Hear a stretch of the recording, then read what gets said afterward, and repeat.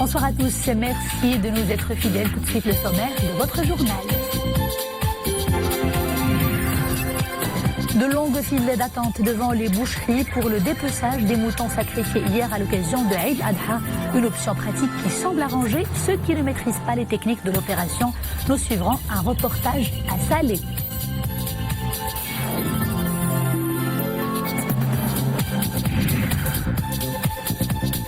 « 3800 agents nettoyeurs et plus de 200 camions mobilisés à Casablanca pour bien gérer la collecte des flux exceptionnels de déchets ménagers en cette période de Eid Adha. L'opération se déroule dans d'excellentes conditions.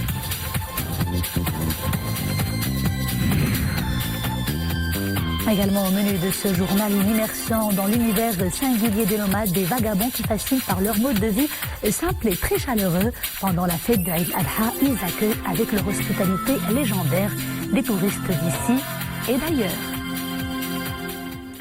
Mais d'abord, ce communiqué du ministère de la Maison Royale, du Protocole et de la Chancellerie annonçant que Sa Majesté le Roi Mohammed VI a donné l'ordre de ne plus organiser à partir de cette année la cérémonie officielle de célébration de l'anniversaire du souverain au Palais Royal qui a lieu le 21 août de chaque année. Sa Majesté le Roi Mohammed VI a adressé un message de félicitations à Alejandro Giammetti à l'occasion de son élection à la présidence de la République du Guatemala. Dans ce message, le souverain exprime ses sincères félicitations et ses meilleurs vœux de plein succès à Monsieur Giammetti dans l'accomplissement de ses hautes missions au service des aspirations du peuple guatémaltèque et à davantage de progrès et de prospérité.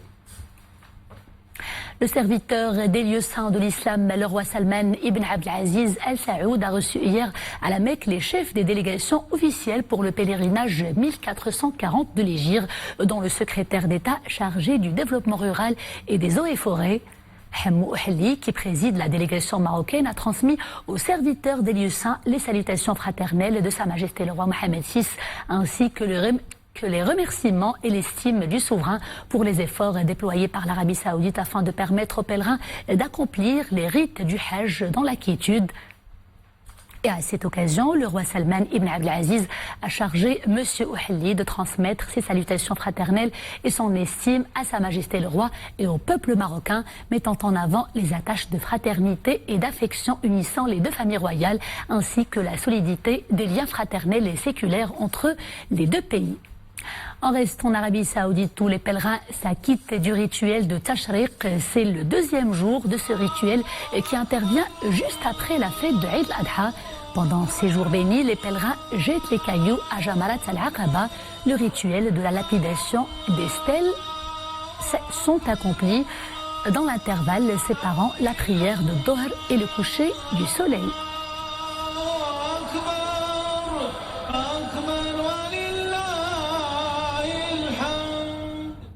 À l'heure où la communauté internationale s'active pour éteindre les foyers de tension et rétablir la paix et la sécurité, le Polisario continue de poser une sérieuse menace à la stabilité en Afrique du Nord et dans le Sahel. C'est ce que relève The Wall Street Journal dans un article sur la question du Sahara marocain. Le prestigieux journal américain revient sur la genèse de ce mouvement séparatiste ainsi que sur les menaces que pose le non-règlement de ce différend régional pour la paix et la sécurité. Une réalité, précise le quotidien, largement admise par les décideurs politiques américains. The Wall Street Journal souligne également que la Maison-Blanche est parfaitement consciente des dangers que pose la fantomatique RASD. Il estime que la dynamique en cours sous les auspices des Nations Unies est l'option la plus sûre et la moins coûteuse pour aboutir à une solution. Sans transition, au lendemain de Eid al-Adha, les boucheries ne désemplissent pas. Plusieurs personnes optent effectivement pour le dépeçage du mouton chez un professionnel, un gage de sécurité contre d'éventuelles blessures et surtout un gain de temps considérable. Wissal Mghri et Iman Ablo. Sollicités pour le rite du sacrifice, les bouchers le sont aussi pour le découpage du mouton. Une tendance qui se confirme. Au lendemain de la fête, les boucheries sont prises d'assaut par une clientèle désireuse de conserver au mieux les différentes parties de la carcasse. La plupart de nos clients affluent chez nous dès les premières heures de la matinée. C'est plus simple et beaucoup plus pratique de le faire soi-même à la maison. On est attentif à toutes les attentes selon la volonté du client qui aura à congeler la majeure partie de la viande. Je viens toujours ici, chez le boucher du quartier. Qui de mieux pour le faire? En plus, il fait attention aux viscères, aux abats. Tout est bien découpé et conservé. Une maîtrise du travail qui justifie donc le recours à ces bons services, avec à la clé une hygiène qui fait parfois défaut dans les maisons, surtout par le temps qu'il fait. Je suis de service depuis 7 heures du matin. Mes clients sont nombreux, tout se passe bien, tout le monde opte pour nos services pour concocter les bons plats traditionnels de l'Aïd.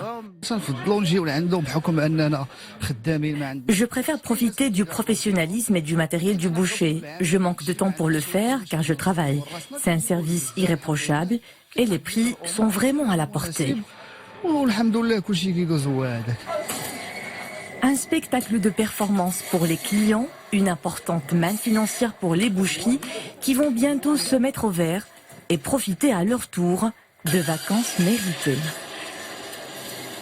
Et à l'occasion de Eid al-Adha, justement, la quantité des déchets augmente d'environ 90% dans nos villes par rapport au tonnage moyen quotidien. Et pour y faire face, les sociétés déléguées chargées de la gestion des déchets renforcent leurs effectifs. À Casablanca, par exemple, un dispositif spécial est mis en place. Hassan Zeki et Manablou. Du presque jamais vu à Casablanca. Des artères toutes propres au deuxième jour de Eid al-Adha. Les sociétés en charge de la collecte des déchets et du nettoiement de la métropole sortent les grands moyens. Les habitants n'en reviennent pas et apprécient.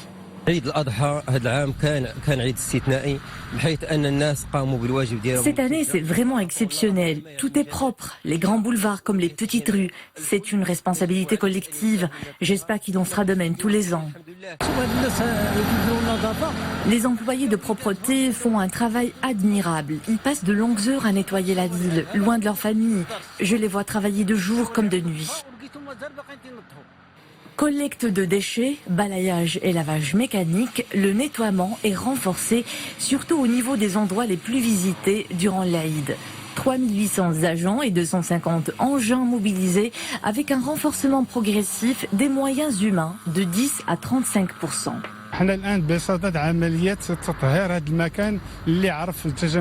Nous procédons à l'assainissement des endroits réputés pour être des points noirs durant cette période qui enregistrent un cumul important d'ordures comme les peaux de mouton. Nous procédons aussi au lavage des conteneurs et leurs alentours, aidés en cela par des produits désinfectants. Un travail de terrain qui s'ajoute à celui du porte-à-porte par la distribution de 140 tonnes de sacs biodégradables aux riverains pour que la Cité Blanche porte bien son nom.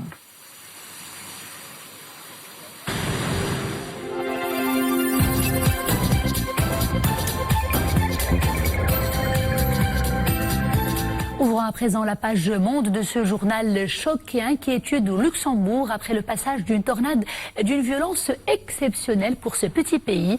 La tornade a fait 19 blessés et d'importants dégâts matériels, particulièrement dans la commune de Bacharach, dans le sud du Grand-Duché, une région frontalière avec la ville française de Vienne, où la tornade avait débuté.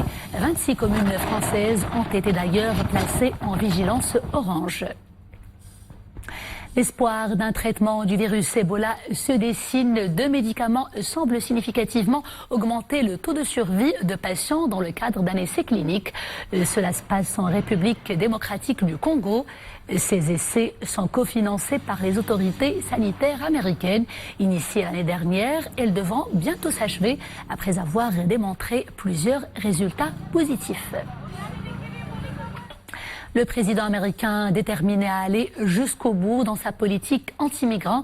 Hier encore, Donald Trump a annoncé que les migrants ne disposant pas de revenus suffisants se verront refuser l'octroi de visa ou de carte de résident temporaire. La mesure entrera en vigueur dans 2 mois. Elle touchera des centaines de milliers de personnes défavorisées, particulièrement issues d'Amérique centrale.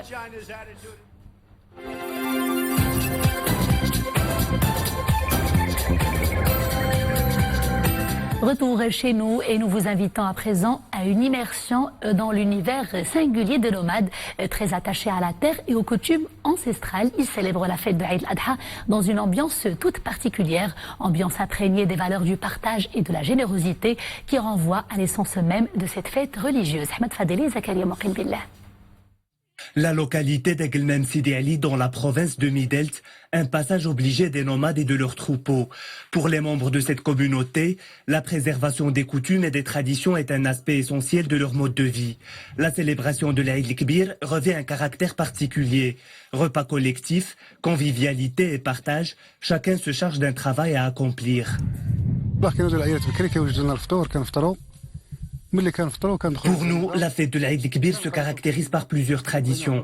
Le jour de l'Aïd, les femmes se réveillent et préparent le petit déjeuner. Après le repas, nous sélectionnons dans l'écurie un mouton pour le sacrifice. Avant l'immolation, on donne à manger de l'orge au mouton et puis le sacrifice est effectué. Des plats traditionnels sont préparés comme le boulfaf pour le déjeuner. Le lendemain est l'occasion de rencontrer les voisins.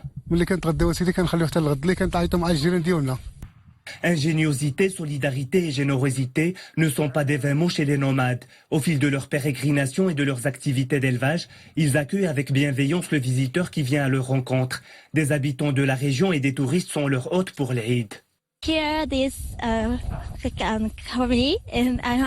Je suis heureuse de partager le repas avec cette famille dans une ambiance festive. C'est génial.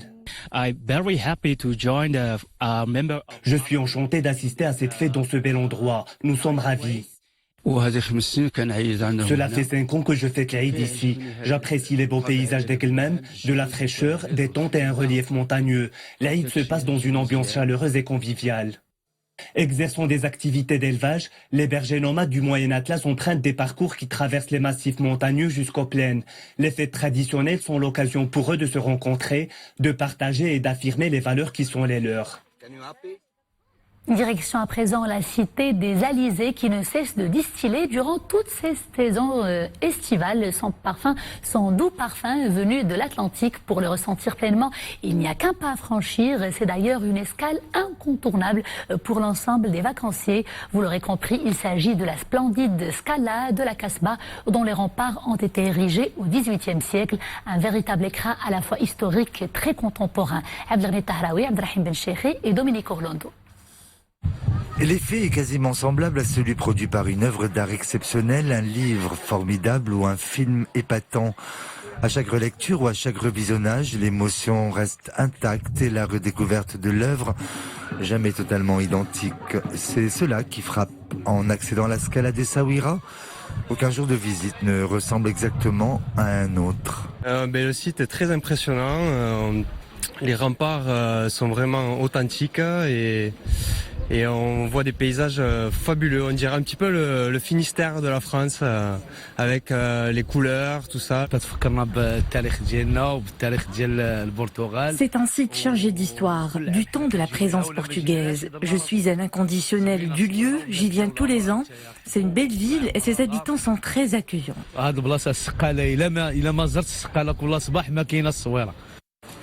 Véritable muraille défensive qui permettait à l'époque de stocker armes et munitions. Ce bastion qui s'élève à plus de 200 mètres de hauteur servait à repousser les attaques des ennemis par la mer. Aujourd'hui, sa perspective sur l'Atlantique et sur la cité est tout aussi imprenable. C'est ma première fois à Essaouira. J'ai beaucoup aimé la Scala qui donne sur la mer. J'ai entendu beaucoup d'histoires sur ce monument et j'espère y revenir.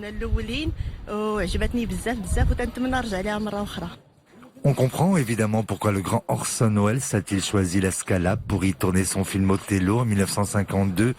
Tout est ici shakespearien à souhait. Les sentiments y sont exaltés. En particulier lorsque l'on écoute le bruit du ressac qui vient faire s'échouer avec fracas quelques vagues rebelles. Un bel endroit qui vaut effectivement le détour. Et c'est la fin de ce journal. Merci de l'avoir suivi. À 21h, vous avez rendez-vous avec Kaïs Mohsid pour Araïsia. Quant à moi, je vous dis à très bientôt.